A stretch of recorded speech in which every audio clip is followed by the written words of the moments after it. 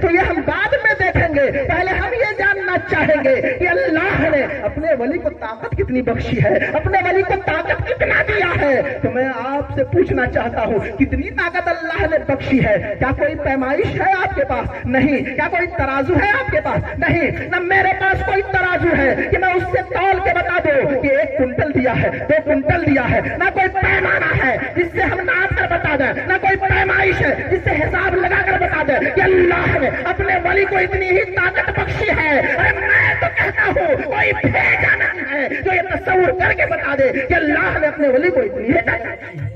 پھر ہم جانیں گے کیسے سمجھیں گے کہ اللہ نے اپنے ولی کو اتنی ہی طاقت بخشی ہے؟ تو آئیے اس کتاب کی طرف چلتے ہیں جس کا چھونا بھی عبادت ہے، دیکھنا بھی عبادت ہے، پڑھنا بھی عبادت ہے۔ جو اسے مان لے وہ جنتی ہے، جو نہ مانے وہ جہنمی ہے۔ وہ کتاب قرآن عظیم ہے۔ قرآن عظیم میں اللہ تبارک و تعالیٰ ارشاد فرما رہا ہے من الجنۃ والناس، یعنی جنات بھی انسانوں کی طرح ایک مخلوق ہے۔ اب پوچھئے حافظ صاحب کی بلا سے اگر کوئی جنات یہاں آ جائے اور اس کو اس مائع کو سری لنکا پہنچانا ہو تو کیا جنات جا کر پہنچائے گا؟ ہرگز نہیں۔ یہیں سے اپنے ہاتھ کو بڑھائے گا اور اس مائع کو سری لنکا پہنچا دے گا، اور سورج جہاں سے نکل رہا ہے وہاں سے کوئی سامان لانا چاہے تو جنات کو جانے کی ضرورت نہیں ہے، یہیں سے ہاتھ بڑھائے گا اور وہ سامان اٹھا کے آپ کے سامنے رکھ دے گا۔ یہ کم مانتے ہیں، اپنے بھی مانتے ہیں، بیگانے بھی مانتے ہیں، سب مانتے ہیں۔ یہ قرآن سے ثابت ہے۔ سب لوگ سمجھ گئے کہ جتنا میں بتا رہا ہوں جنات کی طاقت اتنی ہی ہے، لیکن اب جملوں کو نہ پھیلا کر سمیٹ کے میں آپ کو بتا دوں کہ رب اسی قرآن میں ارشاد فرماتا ہے کہ مجھے میری عزت و جلال کی قسم کہ جہاں پر ایک جنات کی طاقت دم توڑتی ہے وہیں سے ایک ولی کی طاقت کی شروعات ہوتی ہے، وہیں سے ولی کی طاقت کی شروعات ہوتی ہے۔ اور جہاں پر جا کر سارے ولیوں کی طاقت منتہی ہو جائے وہیں سے غوث کی طاقت کی ابتدا ہے، اور جہاں پر جا کر غوث کی طاقت کی انتہا ہو جائے وہیں سے نبی کی طاقت کی ابتدا ہے، اور جہاں پر جا کر سارے نبیوں کی طاقت دم توڑ دے کئی درجہ بلندی پر میرے مصطفیٰ کی طاقت کی شروعات، کئی درجہ بلندی پر میرے مصطفیٰ کی طاقت کی شروعات ہوتی ہے۔ آپ نے سمجھ لیا کہ اللہ نے اپنے ولی کو کتنی طاقت بخشی ہے۔ اب ذرا دیکھیے، ابھی آپ نے سنا کہ کس قدر غوث اعظم نے علم دین حاصل کرنے کے لیے محنت کیا۔ اس وقت آپ کی والدہ آپ کو بغداد بھیجتی ہے جیلان سے علم دین سیکھنے کے لیے۔ میں وقت نہیں ہے کہ تفصیلی گفتگو کروں، جلدی جلدی بتا رہا ہوں۔ اس قدر آپ نے محنت کی کہ چاروں مذاہب کے مفتی بن گئے، چاروں مذاہب کے۔ آج کوئی حنفی کا مفتی ہوتا ہے، کوئی شافعی کا مفتی ہوتا ہے، کوئی حنبلی کا مفتی ہوتا ہے، اور غوث اعظم چاروں مذاہب کے مفتی بن گئے۔ پھر ایک دور آیا، وہ دور اس طرح آیا کہ آپ خود مجتہد بن گئے۔ جو مجتہد کی 6 قسمیں ہیں، اور جو مجتہد کی جو 6 قسمیں ہوتی ہے جس کی وہ تقلید کرتا ہے، اگر اس قسم کا مجتہد ہوتا ہے تو اس سے اجتہاد اٹھ جاتا ہے، پھر تقلید اٹھ جاتی ہے۔ غوث اعظم اور شخصیت کا نام ہے۔ اس قدر آپ محنت کرتے ہیں، علم دین حاصل کرتے ہیں کہ مفتی چاروں مذاہب کے ہوتے ہیں، اور خود آپ مجتہد ہو جاتے ہیں۔ پھر آپ ابتدائی دور میں کیا ہوتا ہے، جلدی جلدی سمیٹ رہا ہوں، ابتدائی دور میں آپ امام احمد بن حنبل کے مقلد ہوئے، اسی مذہب میں متبع ہوئے، اور غوث اعظم کی نسبت سے امام احمد بن حنبل کو شہرت ملی، امام احمد بن حنبل کے مذہب کو غوث اعظم کی نسبت سے شہرت ملی۔ ابھی آپ نے سنا علامہ زوزی کا نام سنا، بہت بڑے عالم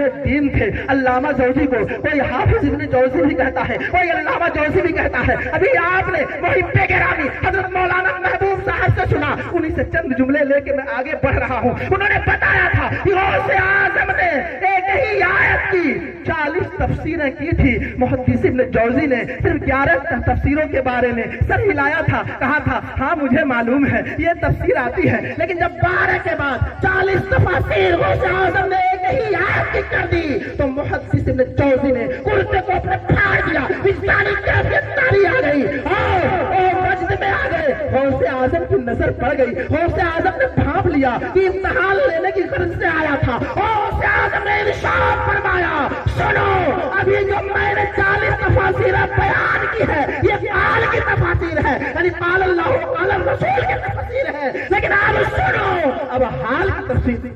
वाह बेशक। हाल की तफसील सुनो, ये गौसे आजम का इल्म था। यूं ही नहीं मैं कह रहा हूँ, वक्त होता तो मैं बताता कि कितना इल्म अल्लाह ने आपको दिया था। सुने जल्दी जल्दी, मैं अपनी बात को समेटने की कोशिश कर रहा हूँ। वही गौसे आजम है। जिस तरह आज हम लोग वाजो नसीहत करते हैं इल्म के मुताबिक, लेकिन गौसे आजम उस शख्सियत का नाम है, वो अल्लाह के महबूब है और सारे वलियों के राजा है, महाराजा है। वो भी इस तरह वाजो नसीहत किया करते थे और उनकी तकरीर सुनने के लिए बड़े बड़े लोग, बड़े बड़े उलमा, उस दौर के उलमा, उस दौर के बड़े बड़े औलियाए कामिलीन आकर, यहाँ तक कि खुद खिज़्र अलैहिस्सलाम आकर आपकी तकरीरों को सुनते थे। आप कहेंगे कैसे? गौसे आजम वाज फरमा रहे थे, तकरीर कर रहे थे। कुछ औलियाए कराम ऐसे गुजरे हैं जिन्होंने शुक्र के हालत में, शुक्र किसको कहते हैं? जोश, जिसको कहते हैं जोश, जोश का आलम, यानी शुक्र के आलम में, जोश के आलम में, उलमा के ज़बान में कहते हैं हालत इस्तगराक, यानी इस्तगराक के आलम में कुछ औलिया अल्लाह ऐसे गुजरे हैं जिन्होंने गौसे आजम से अपने को अफजल कह दिया, गौसे आजम से अपने को अफजल कह दिया। आला हजरत ने फैसला कर दिया। गौसे आजम वाजो नसीहत फरमा रहे थे, कर रहे थे। क्या देखते हैं कि खिज़्र अलैहिस्सलाम फजाओं में उड़ते हुए जा रहे हैं, गौसे आजम तकरीर भी कर रहे हैं और अपनी जगह से फजाओं में चलते हुए आते हैं और हज़रत खिज़्र से मुखातब होकर कहते हैं, क्या या बनी नबी इस्राइल, है बनी इस्राइल के नबी, या नबी बनी इस्राइल, है बनी इस्राइल के नबी कहाँ जा रहे हैं? अरे उठाइए इस्मा कलाम मुहम्मदिन, मेरी ज़बान से मोहम्मद का कलाम। वाह, नारे तकबीर, नारे रिसालत, नारे रिसालत, जश्न ईद मिलादुन नबी, जश्न ईद मिलादुन नबी, जश्न गौसुल वरा, जश्न गौसुल वरा, नारे तकबीर, नारे रिसालत। खिज़्र अलैहिस्सलाम उतरते थे और आपकी तकरीर को सुनते थे। इमाम अहले सुन्नत ने फैसला कर दिया कि ऐ गौसे आजम, शुक्र के जोश में है जो, वो तुझे क्या जाना है? शुक्र के जोश में जो है वो तुझे क्या जाना है? अरे खिज़्र के होश से पूछे कोई रुतबा तेरा, के होश से पूछे कोई रुतबा तेरा। वही सैयदना गौसुल आजम है। आपने इलाहाबाद देखा होगा, जो लोग इलाहाबाद गए हो जानते होंगे, इलाहाबाद की सरजमीन पे एक बुजुर्ग का मज़ार है जिनका नाम हजरत मुनव्वर शाह रहमतुल्लाह ताला अलैह है। वो कौन थे? हजरत मुनव्वर शाह रहमतुल्लाह ताला अलैह गौसे आजम के रिश्तेदार थे, रिलेशन में थे। और गौसे आजम कहाँ रहते थे? बगदाद में। तो मुनव्वर शाह रहमतुल्लाह अलैह का बचपना है, ये गौसे आजम को वजू का लोटा दिया करते थे, वजू बनाने के लिए पानी दिया करते थे, लेकिन वो उनका बचपना है। गौसे आजम एक मर्तबा पानी मांगते हैं, मुनव्वर शाह रहमतुल्लाह अलैह लोटे में पानी ला कर देते हैं और हाथ बांध के खड़े हो जाते हैं। गौसे आजम वजू फरमा रहे हैं और मुनव्वर शाह का बचपना है, खड़े हैं, सोच रहे हैं, या अल्लाह, मैंने सुना है कि हजरत खिज़्र अलैहिस्सलाम अभी तक जिंदा है, लगता है क्या उन्होंने आबे हयात पी लिया है? अरे ये आबे हयात है क्या जिसको पी लेने से इंसान की जिंदगी लंबी हो जाती है? जो कुछ वो बच्चा सोच रहा था, गौसे आजम की निगाह उस बच्चे की फिक्र को पढ़ रही थी। गौसे आजम फरमाते हैं, ए बेटा, तू क्या सोच रहा है? अरे यही सोच रहा है ना कि आबे हयात है क्या इसको पी लेने से इंसान की जिंदगी लंबी हो जाती है? तो अब सुनो, ये जो मेरे चुल्लू का जो कतरा टपक रहा है, ये आबे हयात से कम नहीं है। जैसे ही गौसे आजम ने कहा ये चुल्लू का कतरा आबे हयात से कम नहीं है, मुनव्वर शाह ने नन्हे नन्हे चुल्लू को नीचे लगा लिया। जब चुल्लू भर गया तो पी गए, फिर इसे लगाया, फिर भर गया तो पी गए, फिर इसे लगाया, भर गया तो पी गए। मुनव्वर शाह रहमतुल्लाह अलैह ने 6 चुल्लू भर कर पी लिया। गौसे आजम ने इरशाद फरमाया, हे बेटा बस करो, इसलिए कि तुम्हारी उम्र 600 साल की हो गई। अब अगर पियोगे तो बुढ़ापे की तकलीफ तुझे सताएगी। अब मुझे कहने न दिया जाए, अरे ये है गौसुल आजम जिनके चुल्लू का पानी आबे हयात से कम नहीं है। वो है रसूल आजम जिसके तलबे का धोवन है आबे हयात, जिसके तलबे का धोवन है आबे हयात है। वो जाने मसीहा हमारा। वाह वाह, बेशक। नारे तकबीर, नारे तकबीर, नारे रिसालत, नारे रिसालत, नारे हैदरी, नारे हैदरी, जश्न गौसुल वरा, जश्न गौसुल वरा, नारे तकबीर, नारे रिसालत। गौसे आजम ने किस कदर इल्म हासिल किया, अभी आपने सुना बेहतरीन अंदाज में। गौसे आजम का बचपना है। गौसे आजम सुनते हैं कि हुज्जाज का काफिला जाने वाला है हज के लिए। क्या सुनते हैं? حجاج کا قافلہ جانے والا ہے حج کے لیے. جب غوث اعظم سنتے ہیں کہ حجاج کا قافلہ جانے والا ہے تو دوڑے دوڑے اپنی ماں کی بارگاہ میں آتے ہیں. کہتے ہیں اے میری پیاری امی جان, حجاج کا قافلہ جانے والا ہے اور آپ مجھے اجازت دیجیے تاکہ میں اس قافلہ کے ساتھ جاؤں اور خانہ کعبہ کا دیدار کروں. غور کیجیے, تھوڑا 10 منٹ برداشت کریں آپ لوگ. 10 منٹ سمیٹ رہا ہوں, دیکھیں ٹائم ہو گیا ہی نہیں تو ختم کر دیا جائے. بس ہو گیا ہے, بس 2 منٹ باقی, 28 ہو گئے, لیکن جلدی سے بات سمیٹ رہا ہوں. سنیں کیا کہہ رہی ہیں آپ کی امی جان کہ اے بیٹا عبد القادر, ابھی تمہاری عمر بہت کم ہے, ابھی تم بہت چھوٹے ہو, تم پڑھائی لکھائی پر توجہ دو. ادھر متوجہ ہو جائے 2 منٹ کے لیے. پڑھائی لکھائی پر توجہ دو, تمہاری عمر بہت کم ہے, تمہاری عمر بہت چھوٹی ہے. اور رہی بات خانہ کعبہ کی, تو خانہ کعبہ کا دیدار تو ہو ہی جائے. یہ کون کہہ رہی ہے؟ کوئی عام خاتون نہیں, ولی کاملہ تھی. کون؟